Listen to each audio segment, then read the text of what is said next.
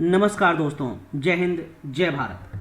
आज इस वीडियो में हम स्टार्ट करने वाले हैं कोर्स आउटकम 1 का लर्निंग आउटकम 3 जो है choose energy efficient equipment, energy conservation methods and analyse economic feasibility. Contents हैं energy efficient equipment, electric motor, transformer, star rating systems, cogeneration systems, heating ventilation and air conditioning systems, waste heat recovery system, estimation of energy bills, economic analysis, pay back period, net present value और internal rate of return. इसका method of assessment है external, end semester theory examination, paper pen test. यानी ये topics आपके final exams में आएंगे।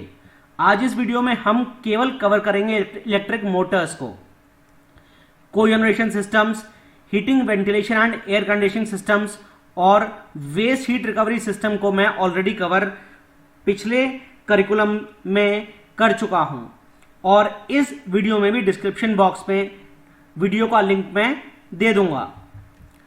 अगर बात करी जाए एनर्जी इफिशिएंट इक्विपमेंट्स के बारे में, तो एनर्जी इफिशिएंट प्रोडक्ट कोई भी वो प्रोडक्ट होता है जो पहले वाले नॉन एनर्जी इफिशिएंट ऑल्टरनेटिव जैसा ही आउटपुट दे, लेकिन वो एनर्जी बचाए और कहीं ना कहीं वो एनर्जी हमारे पैसे बचाए।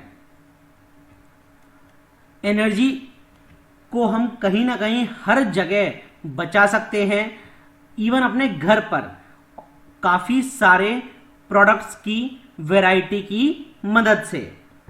उन्हीं में से एक चीज आती है इलेक्ट्रिक मोटर। इलेक्ट्रिक मोटर को अगर एनर्जी इफिशिएंट बनाना हो तो एग्जिस्टिंग मोटर में कुछ चेंजेस अगर किए जाएं तो आप एनर्जी इफिशिएंट मोटर पा सकते हैं। नॉर्मली इलेक्ट्रिक मोटर्स जिनकी इफिशिएंसी नॉर्मल इलेक्ट्रिक मोटर से 3 से 4% अधिक होती है, उनको ही एनर्जी इफिशिएंट मोटर्स कहा जाता है। मोटर को इफिशिएंट बनाने के लिए जो मोटर के लॉसेस होते हैं उनको रिड्यूस किया जाता है। जो इंप्रूवमेंट्स किए जाते हैं वो है use of lower loss silicon steel, longer core, thicker wires, thinner लैमिनेशंस, stator और रोटर के बीच कम एयर गैप, एल्यूमिनियम बार्स की जगह पे कॉपर बार्स का यूज करना, बेटर बियरिंग्स और छोटा फैन। इन सब चीजों की वजह से पुरानी स्टैंडर्ड मोटर्स से नॉर्मली एनर्जी इफिशिएंट मोटर्स 3 से 4% इफिशिएंट होती हैं। ये वो चीज है जिससे कि नॉर्मल मोटर्स की इफिशिएंसी बढ़ाई जा सकती है। Use of lower law silicon steel, thicker wires, thinner lamination, rotor और स्टेटर के बीच कम एयर गैप, एल्यूमिनियम की जगह कॉपर का इस्तेमाल, बेटर यानी सुपीरियर बियरिंग्स का इस्तेमाल, छोटे फैंस का इस्तेमाल। स्टैंडर्ड मोटर की जो इफिशिएंसी कर्व होता है वो इस टाइप से होता है, जबकि हाई एफिशिएंसी मोटर्स का जो एफिशिएंसी कर्व होता है वो थोड़ा सा ऊपर मिलता है और हमें एफिशिएंसी थोड़ी ज्यादा मिलती है। एडवांटेजेस हैं lower operating temperatures and lower noise, यानी एनर्जी इफिशिएंट मोटर्स का ऑपरेटिंग टेम्परेचर कम होता है और आवाज भी कम आती है। उनके अंदर हायर इनर्शिया लोड्स पे एक्सेलरेट करने की एबिलिटी ज्यादा होती है। सप्लाई वोल्टेज फ्लक्चुएशंस का असर भी उन मोटर्स के ऊपर कम होता है।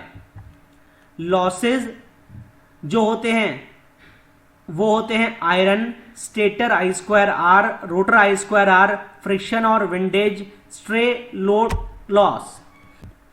रोटर और stator I²R losses major losses होते हैं। टोटल लॉस के 55 से 60% ये लॉसेस होते हैं। स्टेटर और rotor I²R conductor material length और क्रॉस सेक्शनल एरिया का फंक्शन होते हैं। इनको रिड्यूस करने के लिए proper selection of copper conductor size द्वारा किया जा सकता है। अगला आता है कोर लॉस।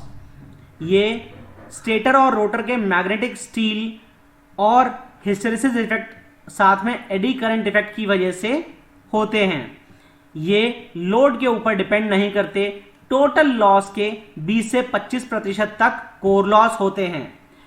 इनको कम करने के लिए लो लॉस ग्रेड सिलिकॉन स्टील लैमिनेशंस का इस्तेमाल किया जाता है।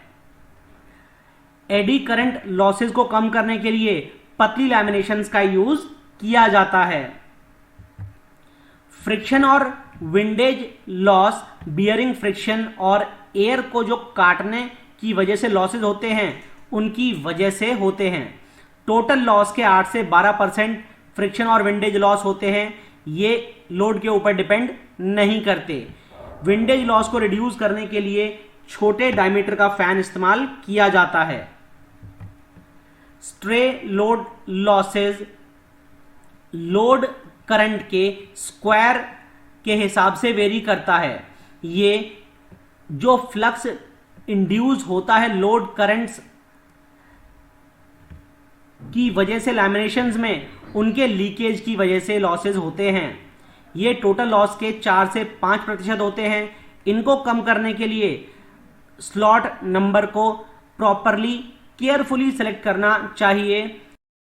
टूथ और स्लॉट ज्योमेट्री को प्रॉपरली सेलेक्ट करना चाहिए। एयर गैप को बहुत ध्यान से सेलेक्ट करना चाहिए। अगर बात की जाए technical aspects of energy efficient Motors, तो एनर्जी एफिशिएंट मोटर्स की लाइफ ज्यादा होती है। नॉर्मली एनर्जी एफिशिएंट मोटर्स को सेलेक्ट करते वक्त 1.15 सर्विस फैक्टर के हिसाब से सेलेक्ट किया जाना चाहिए और हमेशा कोशिश करनी चाहिए कि जो भी रेटेड मोटर लोड हो उसके 85% पर ये काम करें।